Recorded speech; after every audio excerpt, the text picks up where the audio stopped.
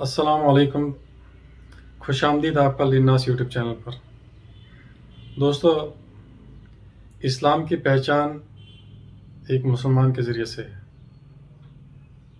जो काम हम करते हैं, जो एक्शन हम लेते हैं, अगर वो दीन के हिसाब से, शरीयत के हिसाब से, सुन्नत के हिसाब से, अल्लाह के अहकाम के साथ में है, तो वो एक इस्लाम की इमेज है जो लोगों को हम दिखा रहे हैं। गैर मुस्लिम को इस्लाम की पहचान अगर है, वो मुसलमानों के एक्शन से है। अगर वो एक्शन अच्छे हैं तो इस्लाम अच्छी तरीके से पेश हो रहा है। अगर वो एक्शन बरअक्स हैं तो इस्लाम की इमेज भी उसी तरह से पेश की जा रही है। और यही हाल आज की इस उम्मत का है, इस दौर का है। मुसलमानों ने इस्लाम को अपनी मर्जी के मुताबिक एक्शन से लोगों के सामने पेश किया है, और इसीलिए लोग समझते हैं कि शायद यही इस्लाम है। मैं सिंपल एक मिसाल देता हूँ। अगर मैं रास्ते में बैठ कर सब्जी बेचूं, दाढ़ी टोपी सुन्नत के हिसाब से, बीच रास्ते में बैठकर मैं बिजनेस करता हूँ, तो लोग उसको इस्लाम समझेंगे कि इनका महज़ब यही उनको तालीम देता है। अगर मैं कोई कचरा रास्ते में फेंकता हूँ तो वो समझते हैं शायद ये इस्लाम इसकी इजाज़त देता है।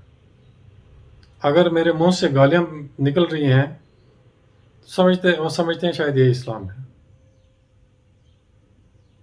वगैरह वगैरह। जो भी हमारे एक्शंस हैं, खासकर घर से बाहर, जहाँ पर हम दूसरी कौमों के साथ में, गैर मुस्लिम के साथ में इंटरेक्ट करते हैं, जो भी जिस तरह से भी हमारे फ़ैल वहाँ पर होंगे, उसी तरह से हम इस्लाम को पेश कर रहे हैं, और गैर मुस्लिम भी इसको एज इस्लाम समझता है।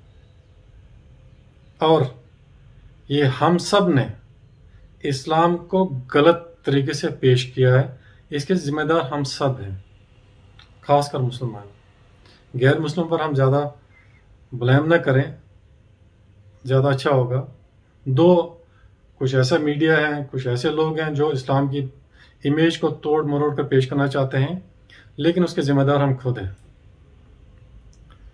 इसलिए मुसलमान और इस्लाम में क्या फ़र्क है, ये लोगों को दिखाना बहुत ज़रूरी है, खासकर गैर मुस्लिम, ताकि उनके सामने ये मैसेज जाए कि इस्लाम महज़ब ये गलत नहीं है, ये कोई काम गलत नहीं सिखाता। ये हम हैं जो मुसलमान हैं, जो उसको फॉलो नहीं करते हैं और दावा ये करते हैं हम मुसलमान हैं और हम इस्लाम को फॉलो करते हैं। ये कंफ्यूजन हमने क्रिएट किया गैर मुस्लिम के सामने। इसी के सिलसिले में हम आगे बढ़ेंगे, इसी के सिलसिले में हम डिस्कस करेंगे आगे। आज मैं इस वीडियो में सिर्फ एक हदीस का हवाला देना चाहता हूं, और उसी पर हम डिस्कस करते हैं आगे इस उम्मत का हाल।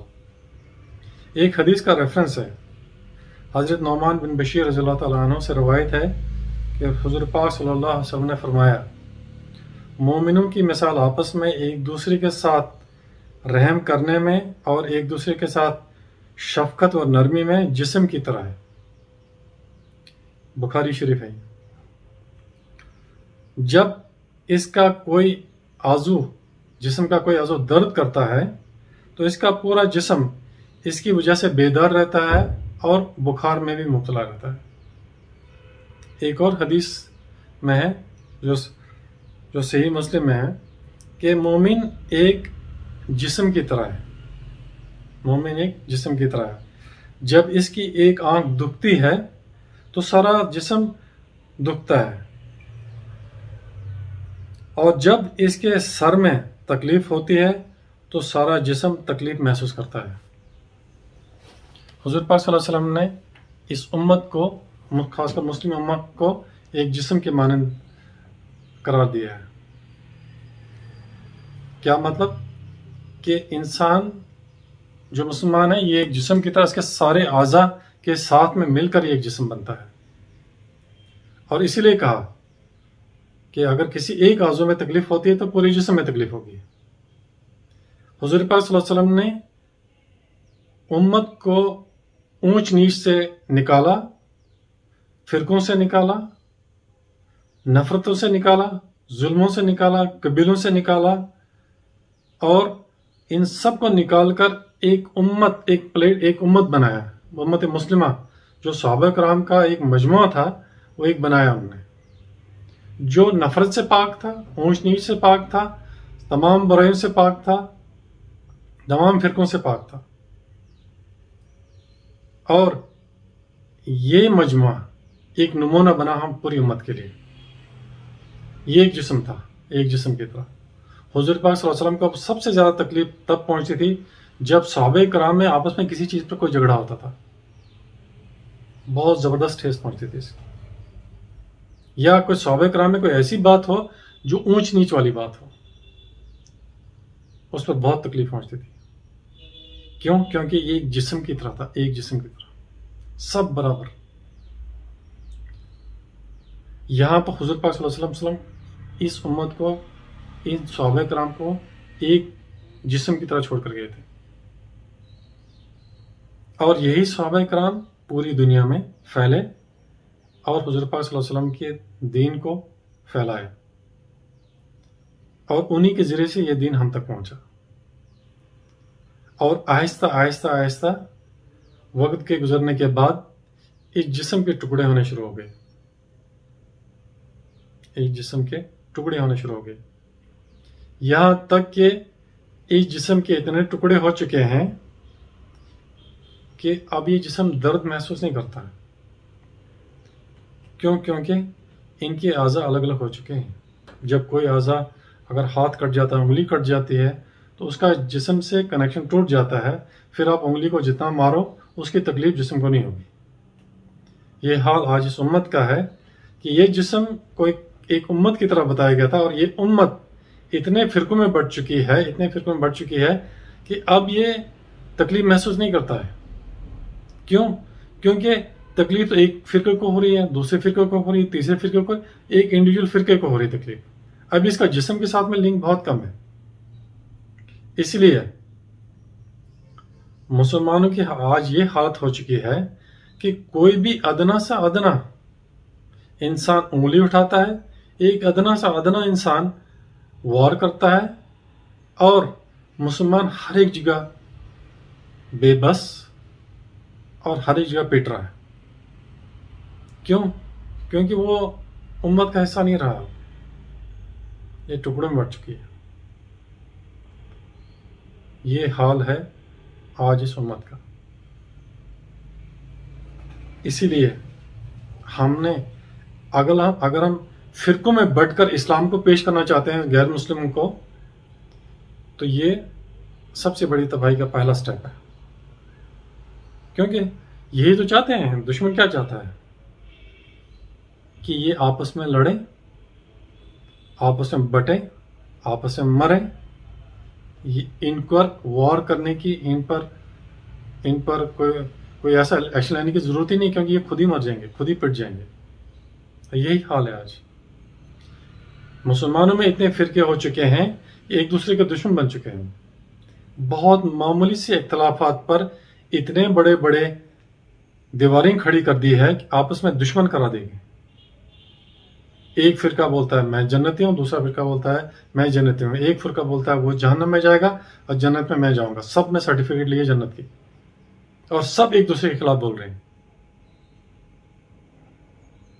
और यहां तक कि मस्जिदें अलग हो गई, यहां तक कि आपस में सलाम दुआ भी अलग हो गई।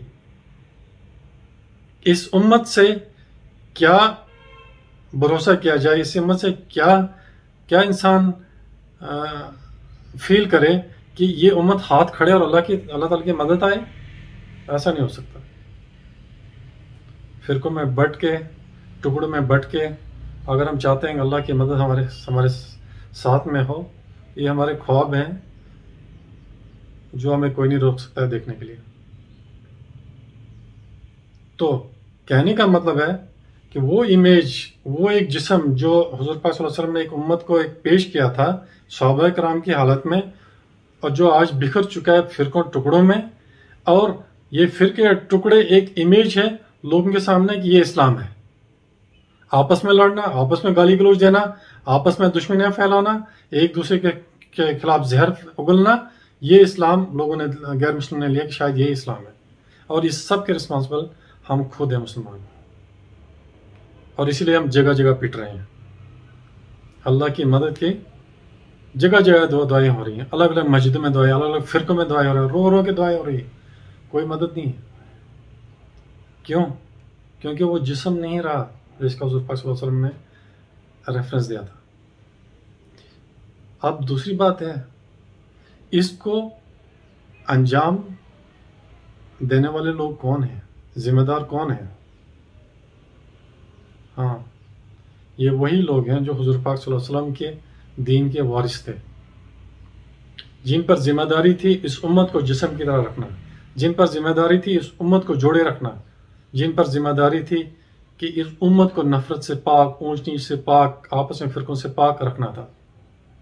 लेकिन इन्हीं चंद उलमाए कराम ने बड़ी बड़ी यूनिवर्सिटियों में, बड़े बड़े टॉप इदारों में पढ़ के यहां तक दीवारें खड़ी कर दी कि उम्मत को टुकड़ों में बांट दिया, सिर्फ अपनी लीडरशिप के लिए, अपनी सरदारी के लिए, अपने मनसब को मेंटेन करने के लिए। हाँ, ये वही मनसब है, ये वही लीडरशिप है जो हुजूर पाक सल्लल्लाहु अलैहि वसल्लम के ज़माने में वो कबीले उम्मत में शामिल नहीं हुए थे। क्यों? क्योंकि अपने अपने मनसब का, उनका अपना लीडरशिप, सरदारी वो छोड़ना नहीं चाहते थे, इसलिए वो उम्मत का हिस्सा नहीं बने। और आज ये वही हो रहा है।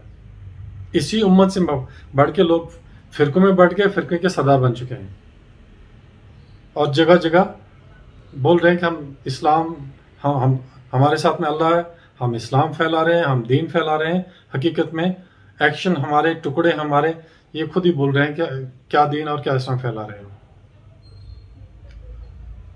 हाँ, ये वही लोग हैं जो इसके जिम्मेदार, जो जो जो हुजूर पाक सल्लल्लाहु अलैहि वसल्लम के वारिस थे। खैर, इस पर ज़्यादा बहस करने की ज़रूरत नहीं है। अब इन सब, अब इसका हमारे पास सोल्यूशन क्या है, हल क्या है? क्या हम ऐसे टुकड़ों में बांटे रहें और ऐसे ही लोगों के सामने इमेज जिस तरह से हम प्रेजेंट कर रहे हैं क्या वैसे रहें, या फिर हमारी कोई जिम्मेदारी भी है कि इस चीज़ को हम इम्प्रूव करें, सुधारें? मेरा अपना सजेशन ये है, मेरा अपना ओपिनियन ये है कि हमें इन नफरत की दीवारों को तोड़ना पड़ेगा। जो फिरकों में के जरिए से हमारी अलग अलग फिरकों में जो दीवारें खड़ी की हैं, उम्मत को बांटा है, इन दीवारों को तोड़ना पड़ेगा। मैं ये नहीं बोलता हूं कि ये सारे फिरके एक ही हो जाएं। मैं ये नहीं बोलता हूं कि सब एक हो जाएं कुछ ही दिन में, लेकिन कहीं से शुरुआत तो होनी चाहिए। मैं अपने आप से शुरुआत करूं, न मैं किसी फिरके का हिस्सा बनूं और न ही मैं किसी इंसान को किसी फिरके के लिए दावत दूं। ये मैं खुद कर सकता हूं। मैं अगर किसी को दावत दूं तो एक उस उम्मत की तरफ दावत दूं जिस उम्मत को हुजूर पाक सल्लल्लाहु अलैहि वसल्लम में छोड़ के गए थे। मेरे सामने सारे फिरके एक उम्मत की तरह आने चाहिए कि ये मेरे सामने उम्मत है, फिरका नहीं है। जब मैं किसी फिरके को फिरका समझूं, कोई ग्रुप समझूं, मैं अल्लाह की नजर में गिर जाऊंगा। अब मुझे क्या करना है? इन सारे फिरकों के साथ में अपनी मोहब्बत का रिश्ता जोड़ना है। नफरत की लैंग्वेज को, नफरत की जुबान को बिल्कुल खत्म कर देना है। हमारे पास बहुत सारा मवाद ऐसा है जहां पर हम एक दूसरे के साथ में कुछ अल्लाह ताला की बड़ाई को बयान करें, जिसमें किसी का कोई कंफ्यूजन नहीं है। अंबिया कराम के वाकयात को बयान करें, सहाबा कराम की कुर्बानियों को पेश करें और अल्लाह ताला की बढ़ाई को पेश करें। कौन इख्तलाफ कर सकता है इससे? बजाय हम उलमा कराम की मसाइल में पढ़ें, मसाइलों के हल में पढ़ें, ये हमारा काम नहीं है। हम अदना सी उम्मती का काम यह है, अदना से आदमी का काम यह है, हम सबको मोहब्बत की नजर से देखें, हम सब के साथ में मोहब्बत का बर्ताव करें। अपने या एक दूसरे की तरफ न बुलाएं हम। अगर बुलाना है तो मस्जिदों के लिए बुलाओ, ये मत बुलाओ कि मेरी मस्जिद में जाओ या उसकी मस्जिद में जाओ। बहुत सारे कंफ्यूजन दूर हो जाएंगे। तो ये एक स्टेप फॉरवर्ड है कि हमें एक दूसरे के साथ में एक मोहब्बत का रिश्ता कायम करना पड़ेगा, इखलाक का रिश्ता कायम करना पड़ेगा, नरमी का रिश्ता कायम करना पड़ेगा, ताकि इन दीवारों को आहिस्ता आहिस्ता हम मिटाएं। ये बात क्लियर है कि हम उलमाए कराम का मुकाबला नहीं कर सकते हैं।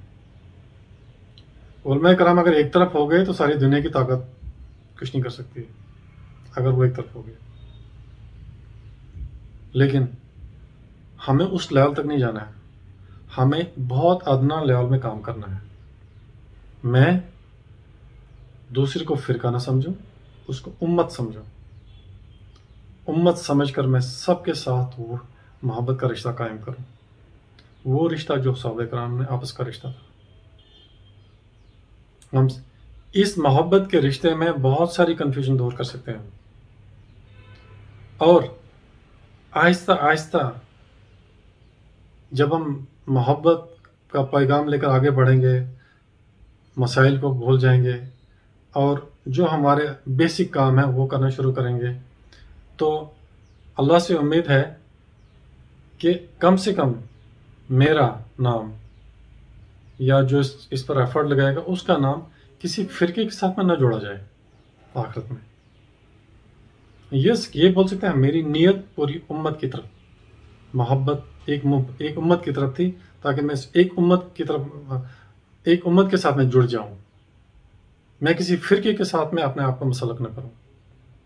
जब मैं कल मरूं, जब मैं कल क़यामत के उठूं, मैं हुज़ूर पाक सल्लल्लाहु अलैहि वसल्लम का एक उम्मती बन के उठूं, न कि एक फिरके का फिरके का फर्द बन के उठूं।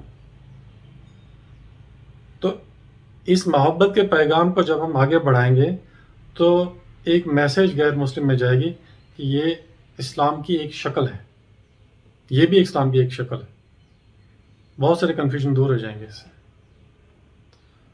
तो जो हुज़ूर पाक सल्लल्लाहु अलैहि वसल्लम ने इस हदीस का रेफरेंस दिया था, एक उम्मत एक जिस्म की मानद है, इस जिस्म के टुकड़ों को जो बिखरे हैं उनको वापस जोड़ना पड़ेगा ताकि वो दर्द महसूस हो। हाँ, ताकि वो दर्द महसूस हो। वो दर्द महसूस तब होगा जब ये जिस्म के टुकड़े आपस में फिर दोबारा जुड़े, और इसके लिए हम सबको कोशिश करनी है। इसके बारे में आपकी क्या राय है, आपके क्या कमेंट्स हैं, आपका इम्प्रूवमेंट, आपके सजेशन क्या है, आप कमेंट बॉक्स में इसको लिखिए। इंशाल्लाह इसके बारे में आगे भी अलग अलग सब्जेक्ट में बात करेंगे, लेकिन आज का टॉपिक यही था कि वो जिस्म जो हुज़ूर पाक सल्लल्लाहु अलैहि वसल्लम ने कहा कि उम्मत एक जिस्म की तरह है, उस जिस्म को वापस हम कैसे उसी तरह मजबूत खड़ा करें जैसे हुज़ूर पाक सल्लल्लाहु अलैहि वसल्लम ने सहाबा कराम के एक मजमे को खड़ा किया था। अल्लाह ताला से दुआ है कि अल्लाह ताला हम सबको फ़िरकों से निकाल कर, ऊंच नीच से निकाल कर, नफ़रतों से निकाल कर वापस एक उम्मत बनने की तौफीक दे। अस्सलाम वालेकुम।